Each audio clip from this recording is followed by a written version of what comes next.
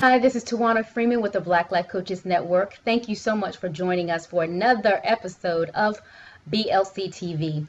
Today's guest is a superstar when it comes to PR. Now, of course, it's important that she be considered a superstar because her background is public relations and being a PR and branding expert. So if you don't see her in media, then that would be a problem.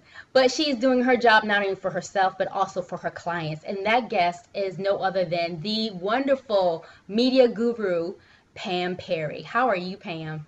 Hey, how are you? I'm doing good. Oh God, it's such an honor to have you with us today. Our audience has received so many wonderful tips and advice and great, motivation and inspiration from all types of people who are out here in the area of coaching and professional services. And the one thing that I noticed years ago when I first started my online efforts in coaching and promoting my services, I kept running into the name Pam Perry. I had no idea. I'm like, wow, this person is like everywhere I go. I can keep seeing Pam Perry, Pam Perry. I'm like, who is Pam Perry? So I go and I Google you. I find you are connected with some wonderful people in the industry, in ministry, in business, people who are in entrepreneurship, authors, speakers. Pam, you have done a fantastic job with your own brand. Thank you. Okay. Well, Tawana, when I started 13 years ago, I wasn't really adept at doing that. And then my company is Ministry Marketing Solutions. And I pretty much run it, and my clients are my friends. So people get to know Pam Perry. And even though I have a team of people working with me, it was just always like, they would say Ministry Marketing Solutions, they get that, but then they would still say Pam Perry, Pam Perry.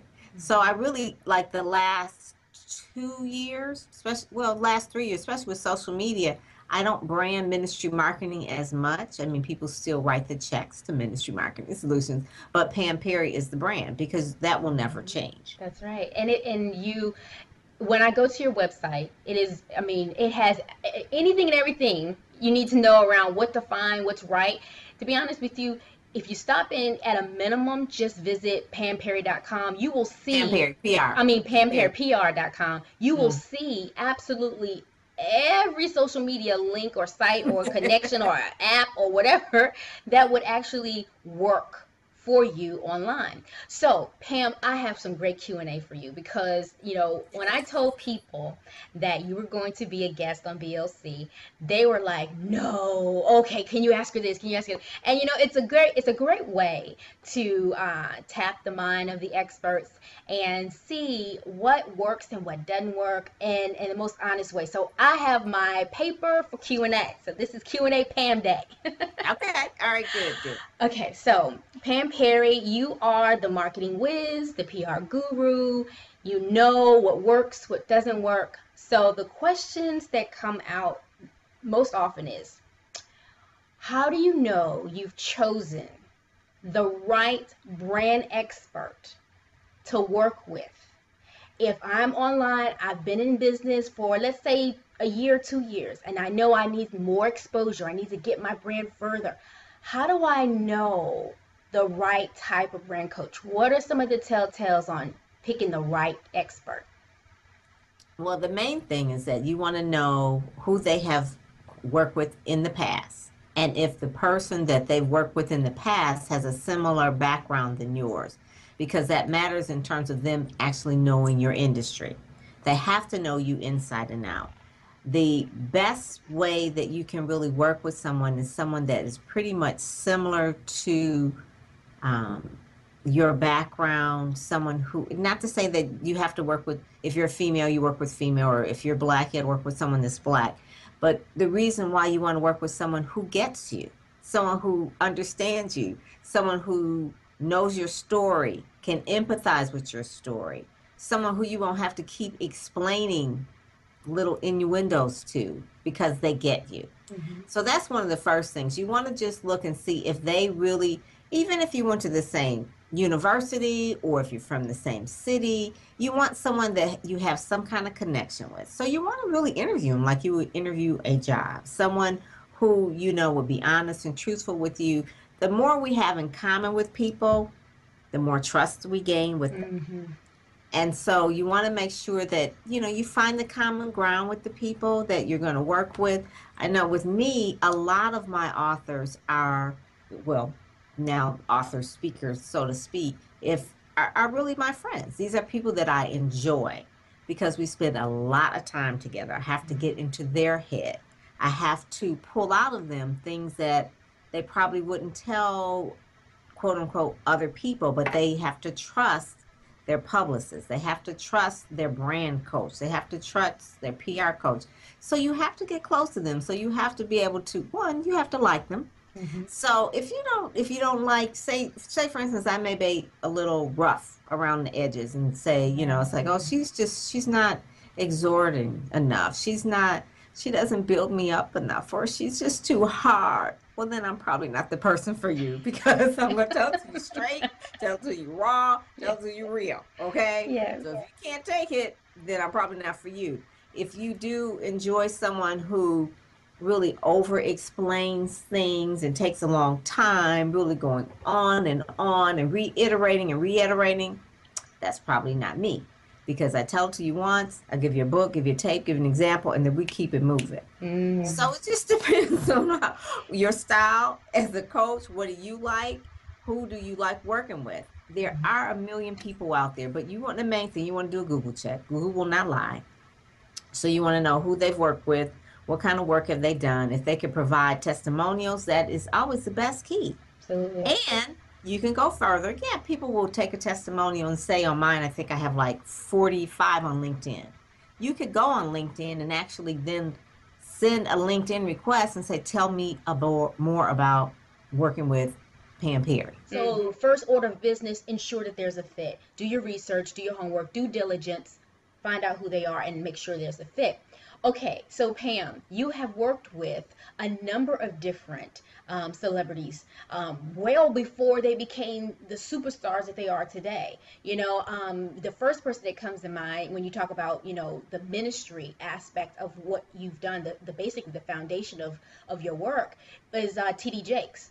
He's the first super, you know, name we can come up with and say you've worked with, you know, T.D. Jakes. You've also worked with, you know, Cynthia Trimm, right? Trimm. Yeah. Mm-hmm. So you've worked with her. So for people who are in ministry, you know those names. Okay, so let's slide into another area and talk about some of your other clients, some of the other authors, some other people in the media that you've worked with that could show or can relate to people understanding the caliber of the expert you are.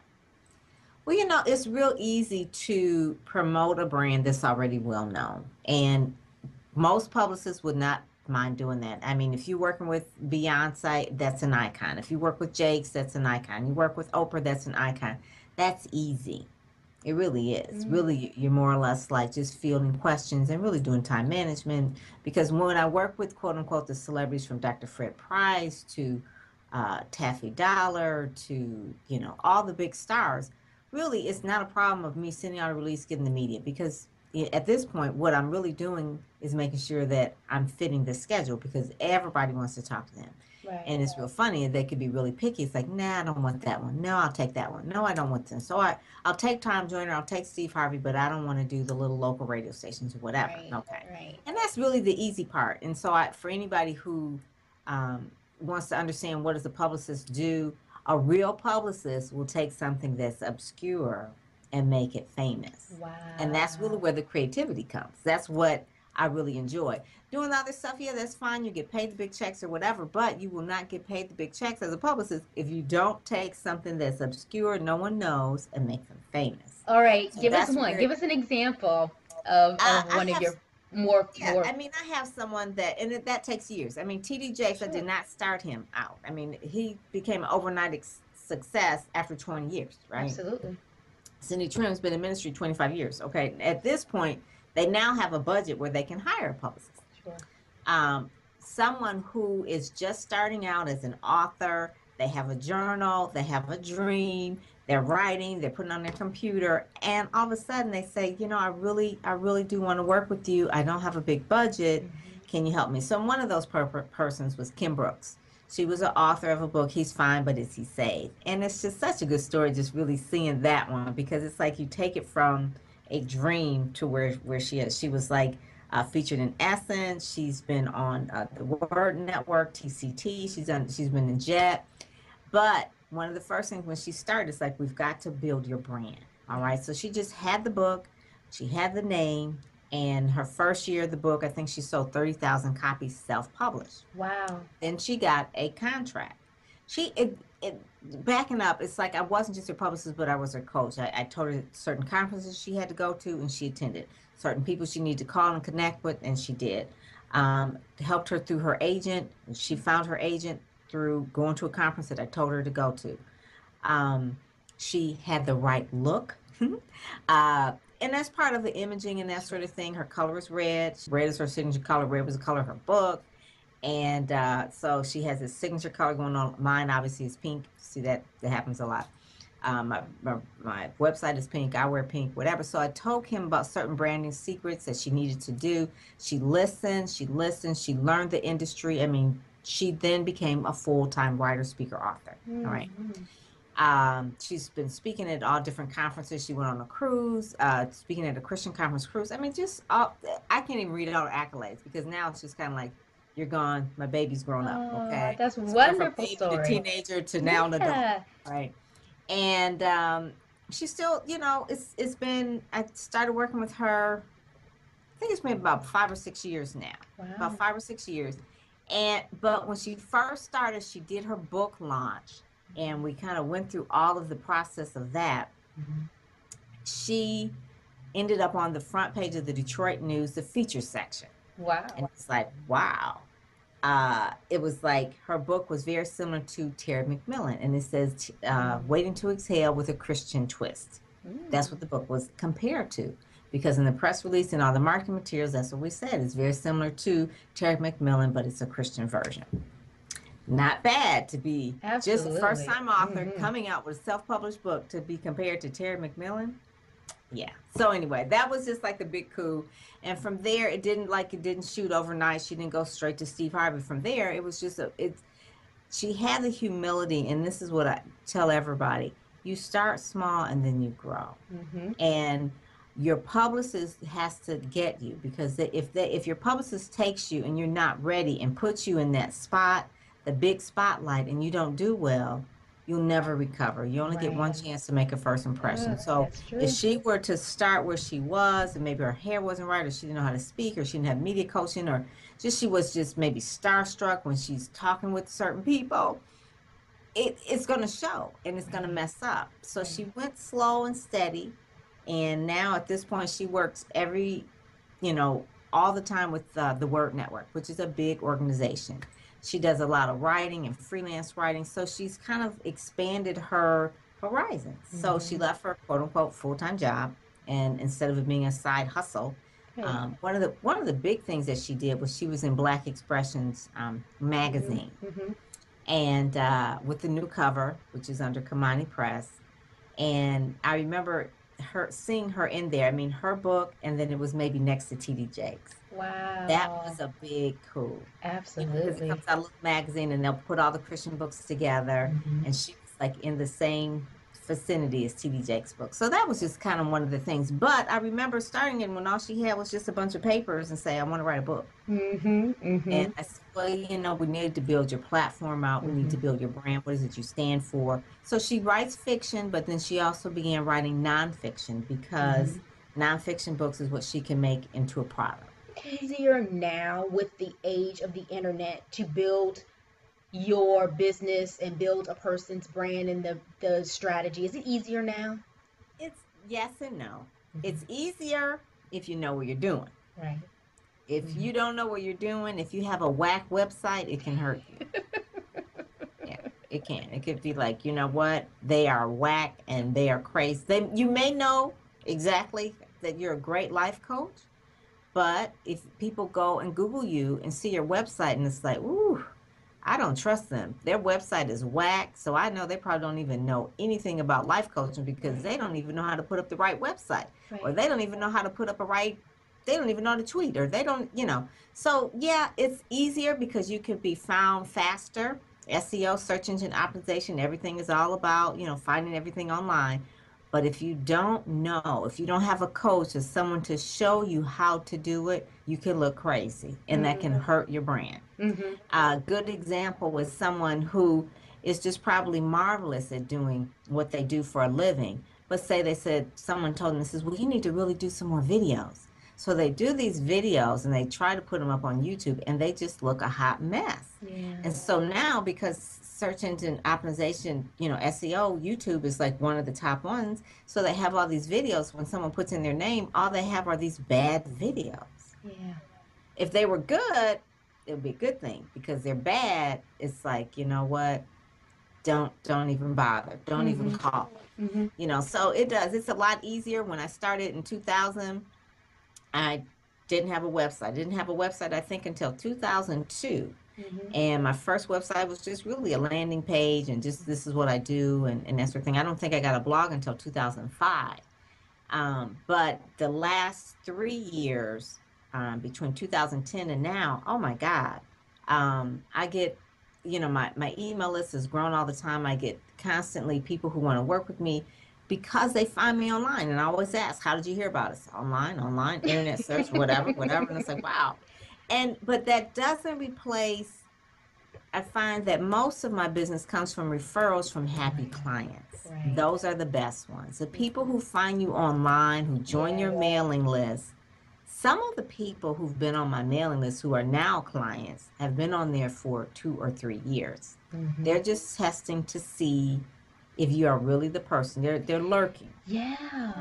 You They'll see a lurk lot of for that. they'll lurk for Yeah. 2 or 3 years. And Ugh. it's so funny. Once they become a client, and I start working with them, and they will say something like, I really like to, do this and do that. And it's like they want something to happen in 2 or 3 months. And I have to remind them, I says, you know what? You're just starting out. I said, just like you, that took 2 or 3 years to decide whether to work with me, people will probably take as long with you as well Right.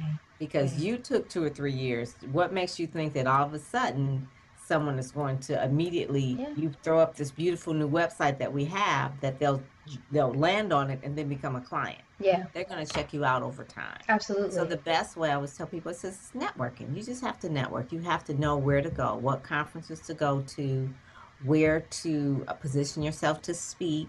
Right. If you're going to write a book, how to actually do that right. And I always tell people, I said, the book is like the new business card. Yeah. So if you write a book, don't expect to sell the book and let that be like your main source of income. Give the book away. If it just shows your expertise, give the book away. Exactly. You know, I have a it's book funny. that It's I, funny how you said that because a lot of people, um, a lot of different motivations for everything. But I'm glad you stated that because it actually says something that I've never heard before. It's like you see ebooks when people offer free downloadable ebooks. Opt into my website and download the book.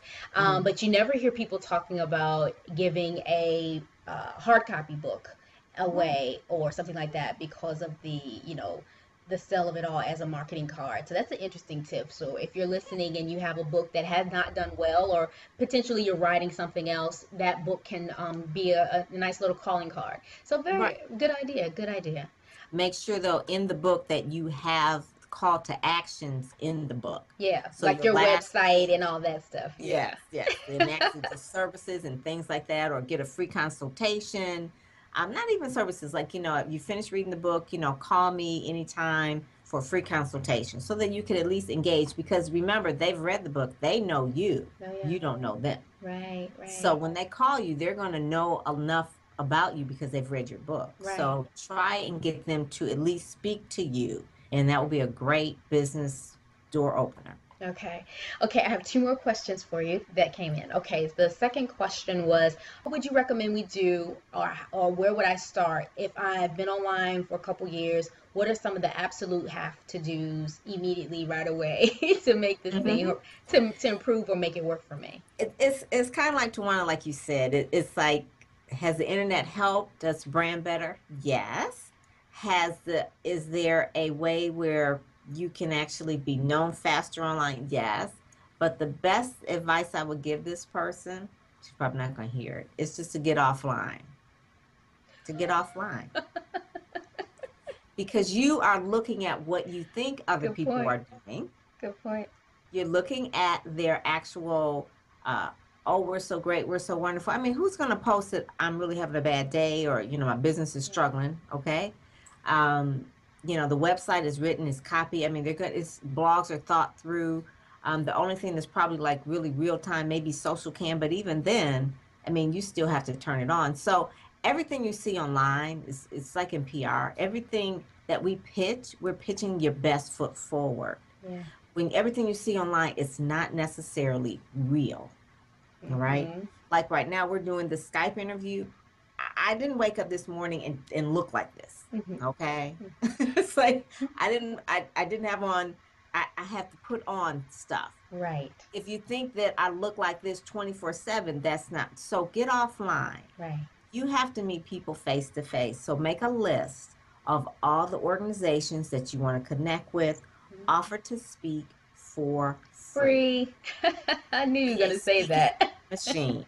All right. Be a Right. speaking machine. I don't care. Like for me, I love what I do. So it's passionate whenever I talk. So my daughter's going to a money camp in a couple of weeks. And so I told Gail, I said, listen, I said, if you want me to come in and speak to the kids about how to really work Facebook, Twitter, Tumblr, to brand themselves so they can win scholarships and eventually get a job and eventually get promoted on the job, we'll talk about social media, not just for fun, but how they can use it right now to build their brand. She said, yes, yes, yes. Oh my God. So I just did that out of a passion. My daughter's going to be there.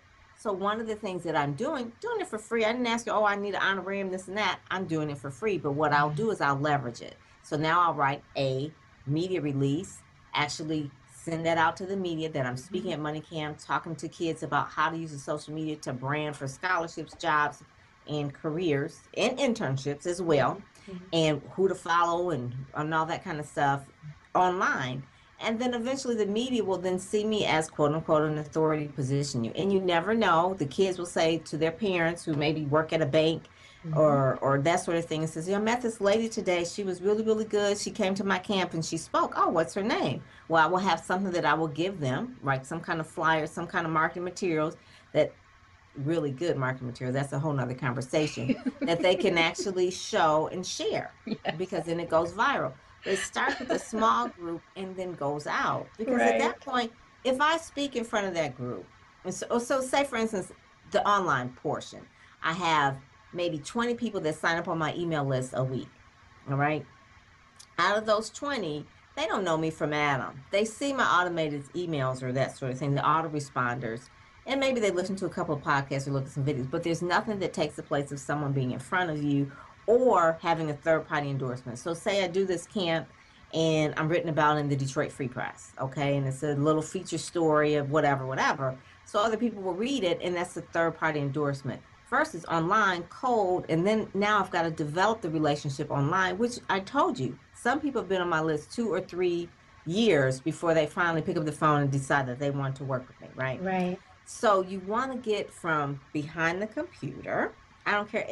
And nothing is wrong with Skype and Blog Talk Radio. Those are all fine if you can't be there. But nothing beats face to face. Having people in your space, feeling your energy, knowing that you are who you say you are. Because even online, even on Blog Talk Radio, you could be reading a script or you could do, YouTube videos and they could be scripted out. So you want to get in front of chambers of commerce, organizations. Yes. If there's so many different groups. I mean, there is, depending on your target market, you know your target market, right? That's the main key. That's number one thing. You know your target market. You know where they hang out. So you hang out where they hang out. All right. If you can't speak at a group, then create your own signature event. Absolutely. And make it free. Make it free. Make it once a month. You're going to give out whatever your expertise is, how to live your best life. And, that just came off the top of my head, Joel Osteen. But How to Live Your Best Life seminar, and it's live every week. I mean, every month, and you're having this event, and so you just try to get people to come out to that. Mm-hmm. If you can't go to them, then do your own event, and where you're just actually doing it. Then you could tape that and put that on YouTube. But you want to make sure that people are coming out to actually engage with you one on one, face to face. Mm-hmm. Pam, a lot of people will come and ask 1,001 questions about brands and images and stuff like that, and that is not my background. So that's not what I do. But what I do know is when I see garbage, as you mentioned, things that just don't look right. Very keep it real. I gotta be honest with you. The first thing I see about your websites are these things. Just as a client or a potential client looking at your stuff fresh with brand new eyes, I can give you honest feedback. But the thing is that you're saying back away from the computer, get away from being, in this hard pressed driven world about being on the internet, step out of that circle and get back into face to face engagement. I think that is something that people have forgotten, just as much as they've forgotten how to pick up a telephone and talk to people Yes. versus texting all the time, right? Right. We've replaced a lot of different things because of technology. Yes, it's great, but it also can work against you. And so the other question I have is a nice dovetail, and that's about misconceptions. The biggest misconception about being in social media or being on the internet. So often it can work against you, as you said before, if you don't have the right information out there, if it's not organized properly, if it's not branded properly, if your best aspects or your best skills and services are not being highlighted, it will work against you. So what are some other misconceptions regarding too much information about you, not enough information, not being in the right place at the right time? Is now too much available to us? Tell me what. Yeah, that one of the big misconceptions, and I teach communication from a social media perspective. So I call it PR 2.0. I teach social media. So yes, there's YouTube, there's Blog Talk, there's Twitter, there's Facebook, there's Tumblr, there is Instagram, there's Instagram with movies, Yes. there's all types of different types of blogs. Yes, I'm on all of them, Mm-hmm. but I teach them. Mm-hmm. So that is why. So if you are a life coach and that's your main business, you don't need to be on all of them. Mm-hmm. You don't need to be on all of them. It'll make you crazy because that's not your Oh, I core know, right? business. It's Exactly. my business to know social media. So for someone to say, I'm going to keep up with you because you're on, Planet, or you're on this or that, I have to, because I teach it, because I need to know how they work. And based on my client's personality, I know that this platform will work best for them. Mm-hmm. Mm-hmm. So you have to know whatever platform you use, you know your target audience, that's key, and then know where do they hang out, and then are you comfortable in the platform where they are? Mm-hmm. Because maybe you're not comfortable with doing video. Yes. And even though people say, oh, you have to do video, but if you're not comfortable in actually being in front of the camera, it's going to come It's gonna across. come So across. it's another way to do video. If Right. people say you have to do video, you could do Camtasia videos, Yeah. where you're actually doing like people hear your voice, but they see a screen, and it could be pictures or it could be a PowerPoint, that sort of thing. Mm-hmm. Or if people say, well, you need to do radio, but you have a very annoying voice, or you say, a lot, which drives me crazy. So every time you're doing a radio show, in between your pause is, that's not a good radio look. Okay, that's not a good radio. So don't do radio. If you don't like doing things online at all, like social media, then maybe automate your blog, because you should blog. That's the main thing you should do, because that's your expertise. So automate your blog so that every time you do blog, it hits your Facebook and it hits your Twitter. And then all you have to do is respond. If you're not really good about coming up with clever things on Twitter or engaging things on Facebook, if that bothers you, don't do it, because anything that's going to bother you, you're not going to be good at, and it's going to show, and it'll hurt your brand. Absolutely. So the misconception is that you've got to do everything and be everywhere. No, the main thing that you need to do is a blog and create remarkable, fabulous, good content I mean, make that is like, that's your main thing. And so you know what your clients are looking for. So you answer their questions or you become their go-to person on your blog. Then you share your blog everywhere else. You can Mm-hmm. share your blog into Facebook, Twitter, whatever you, wherever you want to go. There's clever ways to do all of that stuff too, but you know, you could even take a screenshot of it and then put that on Instagram. But you know, it's your blog. You want to get people to your blog so that they can depend on you for advice as a go-to Mm-hmm. person Mm-hmm. and as a person that actually gives them that quote unquote that coaching that they need. Absolutely. And you know, and making sure that you're always capturing email. I mean, you can have a large email address. You know, I have like 10,000 on one particular email list, and some of it could be really good people that really are interested, or it could be people that are garbage. So you just really want to make sure that it's not about the numbers, but about the conversion. So even Absolutely. if you have a small email list, make sure that you're speaking to them directly and that they signed up because they wanted to be there, and you're giving them value all the time. You know, for people who are, have technical aptitude, it's easy to kind of jump in and take on the learning associated with all the technology. Some people are completely afraid of technology, but you have done a fantastic job of transitioning from paper and fax machines to Mm. Yes, to yes. this I was world. faxing something today and I thought, boy, is this slow. But I used to do fax blast all the time. That's how I used to do it. And I thought Yes. today I was doing one sheet. I was like, this is way too slow. Oh my Oh, but God. that's why we think that you're the Yeah, best in the business, because you perfect yourself in the yeah. process of, helping your clients. And I think that is probably one of the best things that I was drawn to, is the fact that I saw you, I think it was in 2009, I think is when my first connection was, in 2009, and I saw you in a blackwomenconnect.com, which was an Oh old yeah. social LaShonda. networking site.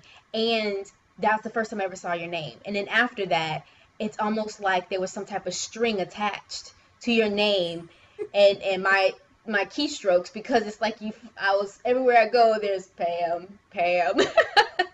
But that was That was it. that was the That way it Black goes. Women Connect, that was one that was Dante Lee's site. That Yes. was, you know, and you know, all of these people, Tawana, they're Dante is definitely at least 20 years younger than me. LaShonda Henry is at least 20. But I've never been afraid of technology. I call it's my friend. And so I always tell people, don't be afraid of it. Don't be paranoid about it. You're not gonna break it. I mean, just today I have doing the Skype thing. I mean, all you have to do is download the Skype app, plug in a little camera, or if it's already there. I mean, it's so simple. It has to be simple. That these technology companies want to make money, so they've Yeah, got to dummy everything down. You're not going to break anything. Push come to shove, always hit the help button or go to Google. that's You right. can figure anything out. I remember my one of my blogs I created was called Figuring It Out Now. And it Mm-hmm. was just for me to know how to figure things out. And I think it was in 2006 or 7, but it was called Figuring It Out Now. And as I learned, I would blog it. And it was just like maybe a personal blog for me about how to figure it out. And you can. So Mm-hmm. if anything, I would just tell the coaches, never be afraid of the technology. You know, if someone says you need to, you know, get off of AOL, use Gmail, don't be afraid. Just say, okay, all right, I'm gonna get off AOL, you know, and Yeah, I'm gonna get a Gmail account because I still yeah. have some people who are like, I'm afraid to switch. Why? Why? I'm gonna It's lose something. I'm yeah, gonna you're lose not gonna something. lose Yes. anything. It's pretty. It's yeah, it's secure. You Yeah. know, you're not going. And if you did lose something, you probably were. I just say it's divine. You were going to lose it anyway. Anyway. You know, you don't need all those. You don't need all those old AOL email Yeah. addresses anyway. Start fresh. Start new. Oh You no. know. So, but yeah, I do believe Fantastic. divine timing and divine connections. Absolutely. So, Pam, the one thing that you have that's going on right now is the branding university that you have. Tell us a little bit about how people can stay connected with you. I think it's weekly, right? Yes, it is weekly, and it's Brandon Superstar University. And actually, they can go to pamperrypr.com as well because during the summer, just like every university, we kind of take a break. So we're going to be coming back in the fall too with some really Google Hangouts that's doing Branding Superstar University. But if they get on my email list, what I'm doing this during the summer, I'm speaking in a lot of places. Summertime is when I really speak. So you can keep up with me there, you know, like you were saying earlier about Kim Kardashian. It's like you can keep up with Pam, not keep up with the Kardashians, but keep up with Pam by going to pamperrypr.com. And basically it's just a way to really connect so that you can learn about the different ways in terms of how I actually market. Because you could say, well, I'm not interested in that, but even just look at how I market will help you as a coach learn how to market. Absolutely. You know, it's every time you have something like I just said, like I'm going to be speaking at the camp.